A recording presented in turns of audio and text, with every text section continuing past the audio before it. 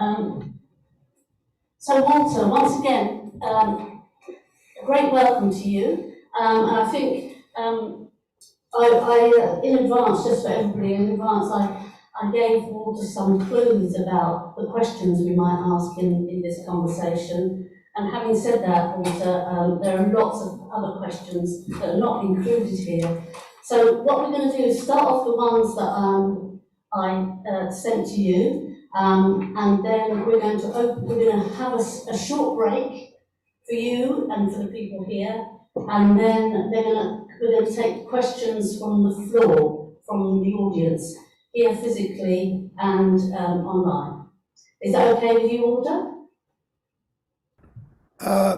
Yes, it's okay, but there is a problem. Okay. English is not my language. I don't have a good ear, so I cannot understand very well what you are saying over there. And this is not the same time that happened. Every time there is a mix, the echoes, the echo of the sound from there, I can understand very well what somebody speak online, but I Okay. cannot understand very well what you are saying. I'll try to speak slowly and The as sound clearly. the sound for me is very bad. I mean, there is a lot of echoes and Even now, is there an echo now? Is no, the echo? this is equally bad. Oh, I'm not sure what we can do about that. Shall we just try? And if it gets too bad, we'll think of plan B.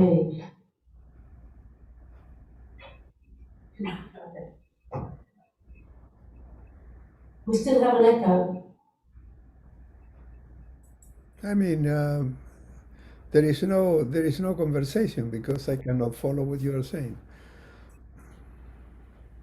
Can I then ask you to speak to the questions that we sent, or I am telling you, I understand 40% of what you are saying, so there is not conversation.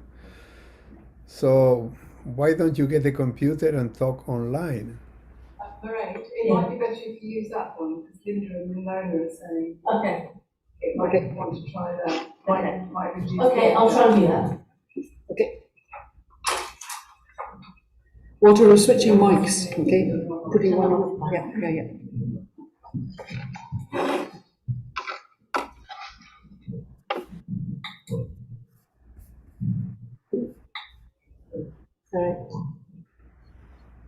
Okay. I'm speaking from a different mic, and I am online now. Is that any better? Yeah, it's better. And I'm glad that somebody else has said, so it's not me, I am not the only one that is saying that the sound was pretty bad. Okay. All right. Well, I hope that we can continue with better sound quality. So let's go with some of the questions that we put to you in the first place. Basically, all that you've missed, Walter, is some introduction to the seminar series and a big welcome to you for coming in to finish off this seminar series about knowledge, society and difference. So that's what the preamble was about. So let's do the starter question, okay? Okay. So, as a starter, can you review the distinction you make between post-colonial and decolonial? Well, before going into the menu, just let me thank you for organizing this, for inviting me to also to send this question. I mean, each question needs 20 minutes, at least 20 minutes of conversation. But I take it as each question is just to set up where the problems are, and then people can continue the conversation. And also, I would like to kind of thank you for saying research cafe, because a few years ago, I mean, I was really dissatisfied with at Duke, but also I think at many other places, where they invented the lab. Total dependency of the science mentality. The humanists were not in the lab, we are in the cafe, we're in the bar. So that is wonderful, that change. And I think that the MoMA invented something like this, like a bar or something like that. So I think this is great. So thank you for all of that, and thank you for all of you who are in the room or in the computer and online. So that is a perennial question in the past 10 or 15 years, and it's kind of I noticed that this is more frequent now because there are more and more people all over the world interested in decoloniality and post-coloniality, and then say, what is the difference? So I would say a couple of things. Number one is it's like being Catholic or Protestant. And I am not saying that post-colonial are Catholic or Protestant, or that is not the point. The point is that Catholic and Protestant have something in common, that is Christianity, or being a Sunni and a Shia. So both have are Muslims, but they take on Islam or they take in Christianity. In the case of Catholic and Protestant, not to talk about the Orthodox Church, is different. So that is the point with the post-colonial and decolonial. We have colonialism in common, but that the similarities and the connection and the similarities end because Britain was, India was colonized by the British, and South America was colonized by the Spanish and Portuguese.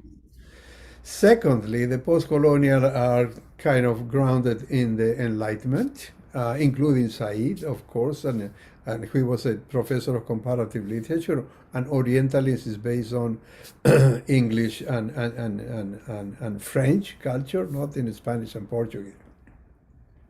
So for us, the Enlightenment is very late. We start with the Renaissance. So when I wrote The Darker Side of the Renaissance, I didn't know the concept of coloniality yet. I was just studying colonialism.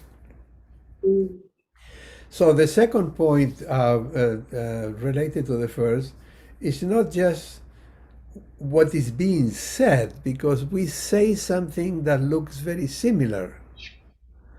But that is the trick of modernity. Modernity have school all of us to look at what is being said, to pay attention to the énoncé. And we, the colonial, are the linking from that. We are paying attention to the enunciation.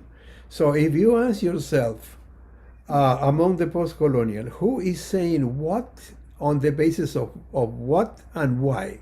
And if you look at the decolonial and ask the same question, you will begin to see the difference. So a third is the genealogy of thought. The post-colonial, as everybody knows, is kind of articulated on a European post-modernity, the majority, Lacan and Derrida and Baba, and Gramsci, that was not post-colonial, but is kind of the basis of the subaltern. We have a different pedigree. We are kind of grounded in the history of Latin America, but also in the experience of decolonization during the Cold War, much before. And let me say that there is no post-colonial before 1980. And that is because Lyotard published the postmodern condition in 78, and so the post-colonial introduced the question of colonialism into postmodernity. And that, for me, is one of the main contribution of the post-colonial to this kind of debate. For us, the question is the relationship before 1980 and 82, the relationship with the kind of decolonization in Africa and Asia. And that was not a question of an academic question. That was people kind of producing knowledge because their life was at the stake. And a key point there was, number one, the Bandung Conference in 1955, neither communism nor capitalism, but decolonization, and that is kind of related to the concept of the third world. And for us in South America, that we have all the kind of independence in the 19th century, the question was dependency theory. The debate of the 60s and 70s was the concept of dependency. And from the concept of dependency emerged the concept of coloniality. So coloniality is a concept that was originated in the third world, not in Europe. So coloniality of power and colonial matrix of power are the main three concepts for us, how we understand decoloniality after Quijano. So I am not talking about what decoloniality is in general. I am talking about what we are talking about when we talk about coloniality and decoloniality. So that is just to be brief, much to say, but Okay. the beginning. Yeah. I know, but it's very important that you're drawing our attention to context, both historically and geographically, if you like, to understand the emergence of ideas and the connection between different places and different senses of ideas. Well, that is crucial. And that's for us the geopolitics of knowing and understanding. Who is saying what, when, and why. So at this point, we have the decolonial, the post-colonial, and the postmodern, let's say. So those are different locations, different sensibilities, different skins. It's not just what we say with the mind. Yeah. It's our feeling, our emotioning. And then we use the mind to make arguments, but that is secondary. Okay. Okay, I think that brings us to the second question, and this is one that is deeply inside the modern psyche, and it's the idea of time. So trying to understand time outside the clock time, the sequential linear time that we have been ingrained, that has been ingrained in us, and about how we organise our lives, ourselves, and each other. So I wonder if you can help us with a reconceptualisation of a notion of time. Well, this needs 45 minutes, but let me say briefly. I am thinking from South America. That's very important. So kind of, but let me put it this way. Let's say before the Renaissance, all the kind of existing civilization, culture, etc., don't have the linear concept of time. The linear concept of time is first Christian, from the creation of the world to the final judgment. And it's okay, they believe like that, the Christian, but and they have the right to think. But with the institutionalization of Christianity, the church, so that concept of time from the creation of the world to the final judgment began hegemonic. And then the second point was the secularization of that, and that is Hegel. Hegel secularized that linear notion of time, and then was taken also by the Enlightenment, also the invention of the primitive. The invention of the primitive is Lafitau, is 18th century. So the history of the humankind is from primitive to the civilization, and we are the civilized, and we are. So, and then from there was also implanted the notion of progress. Progress was linear time. You move in that line. And then you have development, which is a kind of the US transformation of the British and French concepts of progress. I wrote an article and a chapter in the darker side of the Western modernity on the question of time that I am talking about now. So that is how the West implanted a notion of linear time. But two things here. The Aztecs and the Mayas, and I imagine that the Chinese also, kind of classical Chinese, that concept of time doesn't exist. Why? Because the basis of what we call time, what is time? Time is just an abstract universal.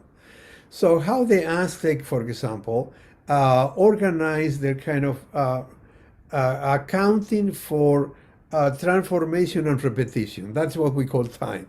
The transformation or repetition was not based on the Christian from the creation of the world to the final judgment, or from the primitive to the civilized, but was based on this recycling of the season, which is life.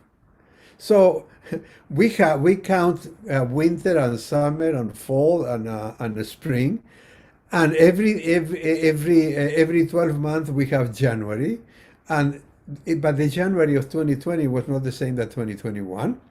If we organize time in that manner, and the Aztec has a very sophisticated way of kind of organizing repetition and transformation, based on their own cosmology, we go to a different place. And in a different place is very important because we regain our connection with life, with Earth, with the cosmos. That modernity and the modernity kind of separated us, and the concept of time maintain us, because it's the carrot in front of our nose that we have to think of the future. What is that? That is a fiction, but works very well for Western modernity and who kind of follow Western modernity. So the question is is to the link from that concept of time that regulate all the discipline. I mean, if you look at the regulation of the discipline, is innovation, progress, changes, always in relation to time, not in relation to life. I mean, life is a concept, but life in the sense of how life is kind of being, that we are part of life, and that part, and in that part of life we don't have much to say but to preserve it, because we didn't make that. So the question is, we, each of us, have to delink and live different in a different way and think in a different way, not from the linearity of the primitive to the civilized, but from the spiral movement, constant movement of life. We call it the season, but forget about the season. Think about that when you look outside, and you are not in London, but you are in the country, and you are like me looking at trees. You see the changes and the repetition of those changes. So that is one way of start thinking about getting out of this myth of time. Yeah, thank you. Yeah, I mean, it's very difficult when we are in societies that have got us chained to a notion of time in almost every aspect of what we do. Okay, Walter, I know that you understand that we are in a university, but not only are we in the university, so an academic institution, most of the people who are in CIE are thinking about education, even if they're thinking about it in its broadest terms, from, you know, thinking about what's on the curriculum to being teachers themselves. So the question now comes about what you mean, because you use this term, epistemic disobedience, and how might this relate to the work of the audience, the teachers, and how it might relate to education itself. Well, that is, yeah, we are in a setting, the academic setting, the scholarly, and that is the kind of job we have to do. because we are controlled by this Western vocabulary that comes from Greek and Latin, and we accept them as kind of representation of something that exists. No, they are pure invention. So the politic of decolonial investigation is precisely to the link from that. So epistemic disobedience is just of that. I mean, I am a thinking being. Why I have to think according to the regulation of sociology or anthropology or education or semiotic? I was trained in semiotic and philosophy. No. So epistemic disobedience, you start from someplace else. You don't start from the discipline. You use the discipline to generate knowledge, transform knowledge. I am writing an article now. I'm talking about all these kind of things in relation to the social sciences. A wonderful post-colonial book on the critique of the social science. But the decolonial, for us, we start from someplace else. So epistemic disobedience is to disobey precisely. I mean, a good example is Gandhi. Gandhi is being interpreted as a kind of civil disobedience because he used that term in relation to Thoreau. But Gandhi, without civil disobedience, he could not have kicked the British out of India. So there is Gandhi is a very problematic figure, but the epistemic disobedience is what motivated and what he did, what he said, and his own life, and his own kind of intention of creating the Aram, the kind of communal organization, and getting out of society, which is a concept, is a modern concept. So epistemic disobedience starts from that. I learned, I think I learned that when I was a Christian, when I was 15, and one day, without having the concept of epistemic disobedience, I decided that no, I was not convinced about that. That was too kind of too false in my 15 years understanding. So I got out. I stopped. I just left the church. And then I understood that that was an act of epistemic disobedience. And when you do that, you start feeling differently and you start thinking differently. Okay, thank you. I guess we're continuing on the education theme and thinking about, and questions have come in from different people I invited to post questions about what education can do in our efforts towards decoloniality, or what is the work of education and higher education in contributing to that, if you like, epistemic disobedience, to working towards decoloniality? Well, I will invert the question because I mean, I am an educator, but I use decoloniality to educate. So the question will be what decoloniality can contribute to higher education. So, and my answer and my practice there, because I have been teaching for a good number of years, is I start from, let's start from Ivan Illich, the famous, the well-known book, De-Schooling Society. Yes. So the question here is to distinguish schooling from education. Schooling is to train students to fit into the system.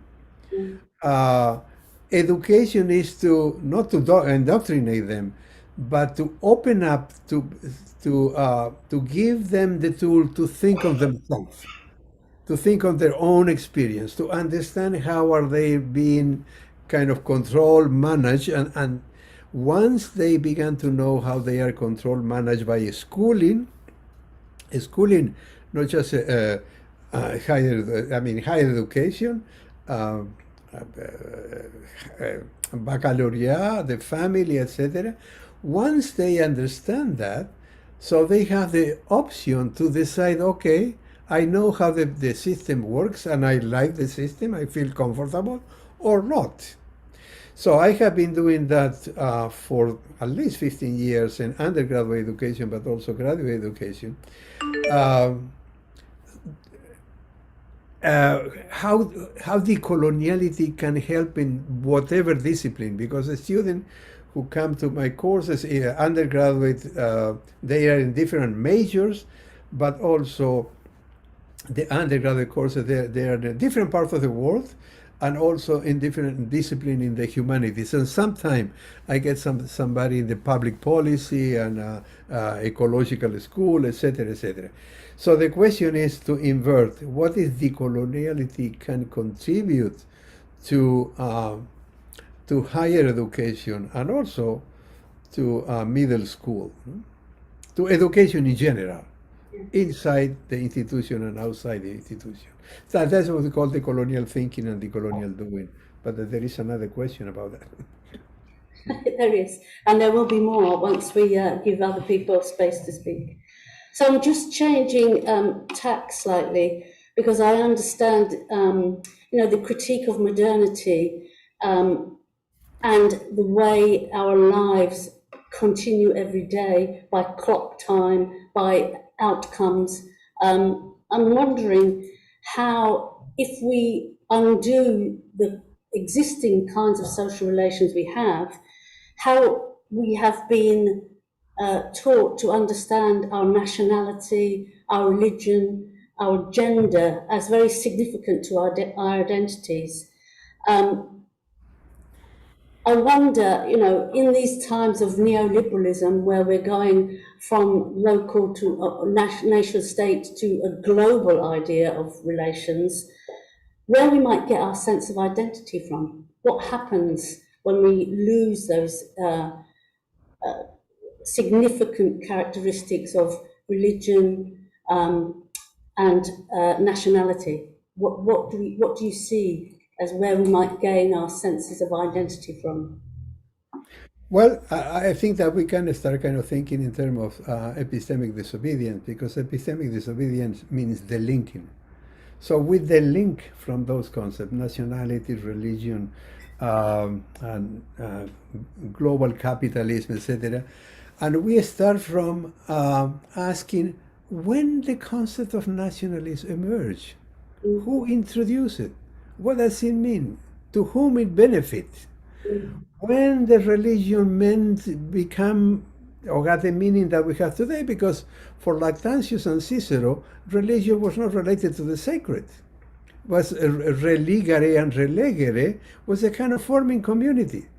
So the question is to get out of this and ask this kind of question. The decolonial investigation, decolonial thinking, start by interrogating every key concept in our vocabulary and asking again for the enunciation, and not to get lost in the many discussion on decoloniality or religion, because if you start from the enunciation, it's much easier and simple and productive to understand what is being discussed and who is being discussed and why it's being discussed. So in relation, so global capitalism, we have a different way of approaching that, because the only thing we study with the decolonial is the colonial matrix of power. How the colonial matrix of power was formed in the 16th century, how was transformed, how was controlled, how was managed, and how the kind of the economy and governance and knowledge and the concept of the humanity kind of all is a kind of complex structure that created the idea of Western civilization, of Western modernity, and nationality and religion are part of that. So the question is, what is the role of nationality and religion in the colonial metric of power? That is the question we are going to ask, and what is it in relation to the economy? Because if you keep on talking about capitalism, you keep on thinking that capitalism and economy are the same thing. No! Capitalism is appropriated the concept of economy. So you have to link from that and think economy in a different term. What is economy? It's a foundational activity, labor of people to live. That is what the Greek call oikonomy. They were not capitalists. They have an oikos, and the oikos was not the family of father, mother, and child. The oikos was extended family. And in order to kind of organize that, you need oikonomy. So about the future, we don't talk about the future, we talk about the present, because the future will be whatever we do in the present. If we don't do anything in the present, waiting the promise of the IMF and the World Bank for the future, well, we are foutu, as the French like to say. So the future will depend on what we do in the present. Okay, thank you. So I'm going to, it's probably partly a repetition, if you like, but it will help us because we've read what you've written, some of what you've written, and you talk about decolonial cosmopolitanism, and it sounds attractive, but I'm not sure what it looks like. I'm not sure how it would appear and how it might escape the very logics of modernity that you're talking about. And of course, again, what it means for those axes of difference, which are about gender, sexuality, race. What is decolonial cosmopolitanism? Okay, yeah, those are good questions because they kind of are all kind of interrelated, so we can build. When I talk about the colonial cosmopolitanism, was to kind of counter Kant, because Kant and the people who follow Kant talk about cosmopolitanism as if was a universal. No, that was modern cosmopolitanism, Western modern cosmopolitanism. Decolonial cosmopolitanism started to say, well, that cosmopolitanism of yours is what kind of oppress and intervene the rest of the world. So a decolonial cosmopolitanism went in that kind of direction, counter the Kantian liberal legacy. But lately, I talk about local cosmopolitan localism. Intentionally, is an oxymoron. But cosmopolitanism cannot be but local, that kind of get interrelated and in cooperation, in coalition. So that is the second point. So there is not a kind of a state model of cosmopolitanism. Cosmopolitan localism has to emerge from the people in different parts of the world responding to the imperial idea of modern cosmopolitanism. So how it looks like, and in relation to gender, sexuality, and race. Again, race, there is no gender, there is no race, there is no sexuality, there are people. But race, gender, and sexuality classify people. Mm-hmm. So we have to kind of get out of that kind of vocabulary. We're human beings. We're human beings, but we have been classified. So I don't want to be. I don't agree with this kind of classification. So we as people have to delink from that, to disobey from that, and that is the way we can start kind of doing something to solve the hatred that has been built lately in the public sphere, but also in the international sphere, based on this kind of difference of gender, of sexuality, of LGTB, of black and white and Muslim, because so the question is to delink from that and to build cosmopolitan localists that don't expect that the state will do it. Don't expect that the IMF will do it. Don't expect that the European Union will do it. That we have to do it. So I think that the online now is kind of facilitating this because it's able to kind of communicate, to establish this kind of connection from Vietnam to Alaska and from Moscow to Argentina. And that is our task as educators who kind of delink from schooling and kind of do research,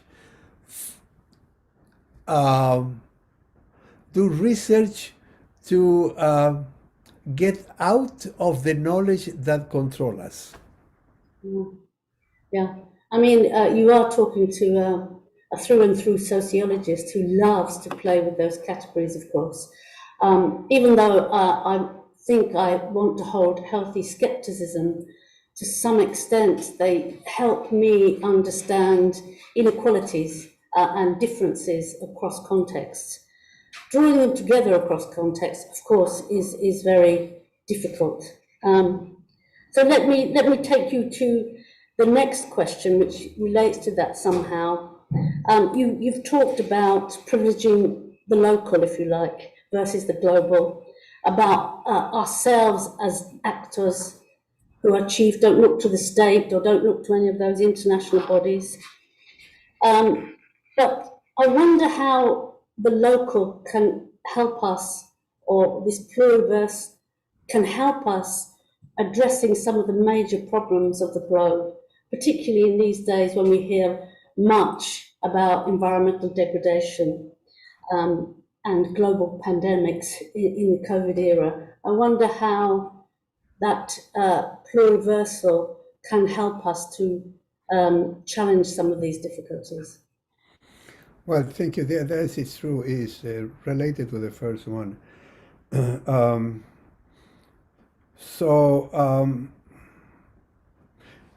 the first, I mean, I would repeat that. I mean, the question for us and for me, for us, the colonial, is how do you feel the coloniality? Where each of us feel the coloniality? What kind of the coloniality touch us somehow? Because we are human beings, but we have been always classifying it as bodies, but geopolitically. So the way we live and experience this classification depends on the place we have been born and lived.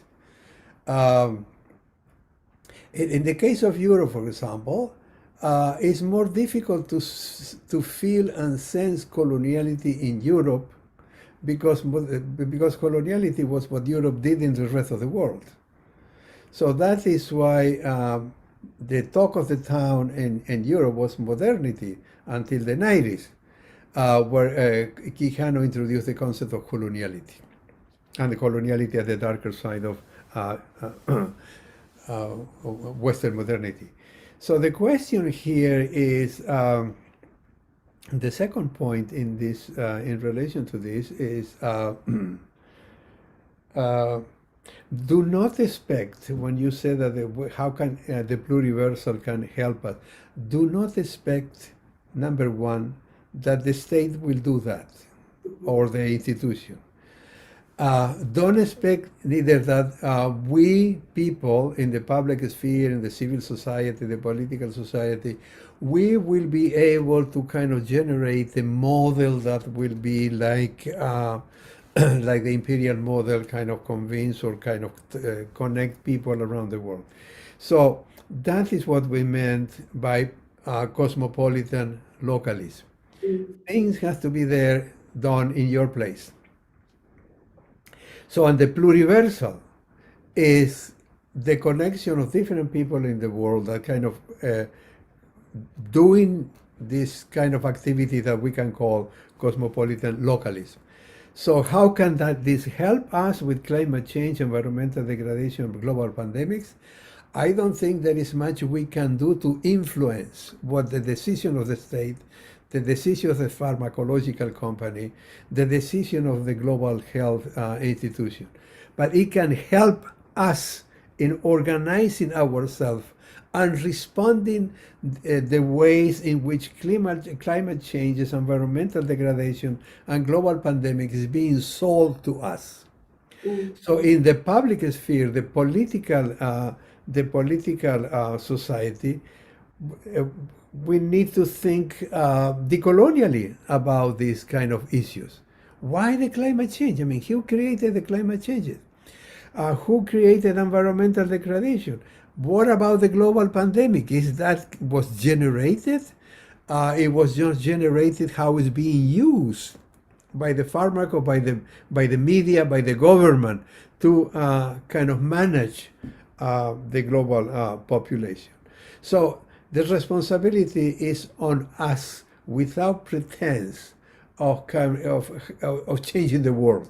Because the world cannot be changed if the people who inhabit the world do not change. And one of the fundamental changes here is the link from the system, the regulation of knowing and knowledge that is kind of has been imposed on us. I have been educated in France, no? So I can. It's not that I am talking only from Argentina, but in Argentina I have a kind of a Western education. Yeah. Interesting. Okay, so I'm taking you now towards a question around research, and you often talk about doing through thinking and thinking through doing, and in the sense, what you are saying now, your responses have been about our responsibility to think and do and think. But I wonder, I mean, of course, this also attacks this theory-practice gap that's often held up to us, and particularly in education, people talk about theory and practice. I wonder if you might elaborate what those things might mean for research, how we do research. Well, yeah, I mean, my latest book is the politics of decolonial investigation, and that is what you are talking about was just the main concern of the book. So the question here is, again, you have to the link from the idea of what is theory and practice in the modern mentality, in kind of the modern concept of knowledge, the known, and the knowledge and the known. So decolonially, we say more or less that a theory is nothing else than the way of making sense why you do the things you do. Mm-hmm. Mm-hmm. And when you start thinking, why I do the thing I do, well, you kind of break up with the theory and practice. That you have to have a theory that will kind of guide your. No, you are doing things. All human beings are doing things, and in the process of doing things, knowing is a cognition, is a biological question. It's not a mental question. It's not a philosophical question. We know all living organisms know. The trees and the cat and the elephant and the deer that are kind of around my house. So that is the inversion, the shifting the geography of reasoning and knowing and sensing, why we do the things we do. And that is a fundamental question I ask my student, and that can count on the question of education, the first day of class. Think about where coloniality is affecting you. And once you begin to feel coloniality, to sense coloniality, look around. Where do you see it? Where do you see it on the street, on the television, and every place? And the second question is, think about why you do what you do. And forget about the discipline. The discipline can give you some kind of vocabulary, but don't try to fit that question into a discipline. Use the discipline to answer that question, but don't be used by the discipline. So that for me is the kind of shift, the fundamental shift in education. And doesn't matter where are they coming from, the student. But that's a kind of decolonial approach. Okay, thank you. I mean, we do, there is kind of a charge sometimes at higher education institutions, particularly in disciplines that deal with social services, for example, that talk about, oh, we're just going to do, this is the practice. We have to do practice, as if the practice was dissociated with any theory. And I don't mean it in that sense, without an articulated reason for doing what you're doing, why you organise your working life in a particular way. So that's an important thing for me, at least. So let's move on to the last formal question before we open to the audience. And this is, you know that you're talking in the Centre for International Education at the University of Sussex, and what we are interested in is education and development. So the way that education and development work together in different spaces across the globe. And I would say particularly in the majority world or the global south, what goes on there. And in the language that we have, much of our work, no matter what we think, is haunted by a modernist lexicon.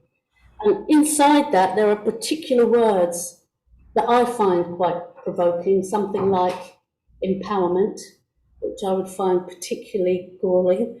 I just wondered if for you, inside, when you read about education, development, if there's any words that particularly upset you, irritate you, annoy you. Okay, great. To connect 8 and 9, let me say that when we talk about coloniality from the third world, and that is not just Latin America, but I'm just in contact with other thinkers and social scientists and humanists in Asia and in Africa, the question is, what is knowledge for? We don't know just to know. The question is, knowledge is not just to advance the discipline, to innovate, to kind of, knowledge is for us is to survive, is to heal the colonial wounds. And what are the colonial wounds for us? Because, I mean, that is, a lot of people are saying it, beyond Europe, and then that carried to United States, people were not able to think rightly. That's why they needed to be civilized, to be Christianized, or to be developed. So there is a fundamental question here.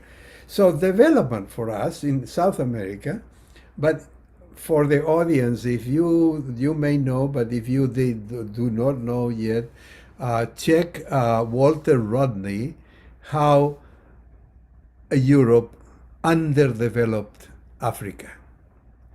So the question of development in South America and in Africa, but talk about South America, has been discussed since the late 60s, dependency theory, and continues today. So development is a trap. For us, it's a trap. Development is a word in the rhetoric of modernity. So a new kind of vocabulary began to emerge, summa causae, for example, that is being used in a different context. But summa causae is not to develop and to live better, but to create the condition to live in harmony and plenitude. And that is coming from indigenous thinkers and philosophers. I am not an anthropologist. I don't study indigenous people. I have a conversation and read indigenous thinkers, like if they were Heidegger or Bourdieu or whatever. So that is what has been telling us also. So the question here is to the link from the idea and the lexicon of development. And education, going back to education, I think that decolonially speaking, this is a fundamental task of education. Make students aware in what kind of world are they living in. And for us, the question to answer that question is to investigate the colonial matrix of power, how it was created and how is functioning, how is alive today. A student of mine wrote a fantastic sentence. She said, coloniality is not over, it is all over. And then the second sentence was, modernity is someone telling you, we will make you better, and you believe it. Yeah. So development is a lexicon that we have to, and especially in South America, we suffer the consequences of of development. And that development, as you know, was an invention of Harry Truman. And Harry Truman replaced progress by development and invented the concept of underdevelopment. So that's how modernity, coloniality works together. You invent underdevelopment, and then you justify development according to your own conception of development. That is part of the education too. The link, epistemic disobedience, all those kind of connecting, kind of why we do what we do. I mean, sometimes we do what we do without knowing. A lot of students, when I ask that question, they are surprised because they never thought about why they do what they do. They do what they do because it came in the package. They were kind of guided by technology, by the iPod, by the news, by the... well, thank you very much for all these questions. I hope that the conversation will continue in different places. So thank you very much, Walter. There were great responses and certainly food for thought. What I usually think to do now is to give you a rest for 5 minutes or so, let the audience online and in the room speak to each other and form a few more questions that you'll take then. So say 10 minutes time, which is about 22. I like that organization. So Okay. 10 minutes, okay.